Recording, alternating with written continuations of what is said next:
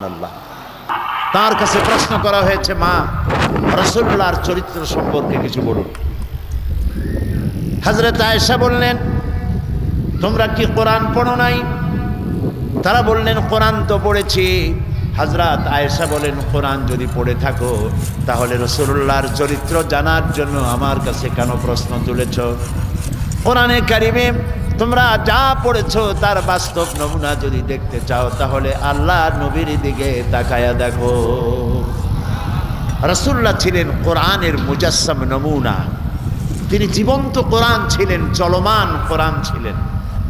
আমরা তো কোরআন বুঝি না, বুঝতেও চেষ্টা করি না, বাড়িতে রাখি, চুমা খাই, মাথায় লাগাই, বুকে লাগাই, কোরআনের বোঝার জন্য চেষ্টাও করি না।